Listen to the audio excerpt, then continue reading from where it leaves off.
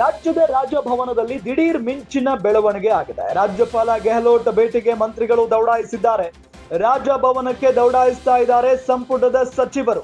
ಕಾನೂನು ತಜ್ಞರ ಜೊತೆಗೆ ರಾಜ್ಯಪಾಲರು ಮೀಟಿಂಗ್ ಹಿನ್ನೆಲೆ ಸಭೆಯ ವಿಚಾರ ಗೊತ್ತಾಗ್ತಾ ಇದ್ದಂತೆ ಮಂತ್ರಿಗಳು ಅಲರ್ಟ್ ಆಗಿದ್ದಾರೆ. ರಾಜ್ಯಪಾಲ ಗೆಹ್ಲೋಟ್ ಅವರ ಭೇಟಿಗೆ ಸಚಿವರುಗಳು ಮುಂದಾಗಿದ್ದಾರೆ. ರಾಜಭವನಕ್ಕೆ ಸಚಿವ ಎಂಸಿ ಸುಧಾಕರ್ ದಿಢೀರ್ ವಿಸಿಟ್ ಕೊಟ್ಟಿರೋದು ಸಿಎಂ ವಿರುದ್ಧ ಪ್ರಾಸಿಕ್ಯೂಷನ್ ತನಿಖೆಗೆ ನೀಡದಂತೆ ಮನವಿಯನ್ನ ಮಾಡಿಕೊಳ್ಳುವಂತ ಸಾಧ್ಯತೆ ಇದೆ. ಸಚಿವರಿಗೆ ಸಿಎಂ ಕಾನೂನು ಸಲಹೆಗಾರ ಪೊನ್ನಣ್ಣ ಸಾಥ್ ಕೊಟ್ಟಿದ್ದಾರೆ. ಕೊನೆ ಕ್ಷಣದಲ್ಲಿ ರಾಜ್ಯಪಾಲರಿಗೆ ಮನವರಿಕೆ ಮಾಡಲು ಕಸರತ್ತನ್ನ ನಡೆಸ್ತಾ ಇದ್ದಾರೆ. ರಾಜ್ಯದ ರಾಜಭವನದಲ್ಲಿ ಈಗ ದಿಢೀರ್ ಮಿಂಚಿನ ಬೆಳವಣಿಗೆ ಆಗಿರೋದು. ರಾಜ್ಯಪಾಲ ಗೆಹ್ಲೋಟ್ ಅವರ ನಿರ್ಧಾರದ ಮೇಲೆ ಸಿಎಂ ಅವರ ಭವಿಷ್ಯ ನಿಂತಿದೆ. ರಾಜಭವನಕ್ಕೆ ಈಗ ಸಂಪುಟದ ಸಚಿವರು ದೌಡಾಯಿಸ್ತಾ ಇದ್ದಾರೆ.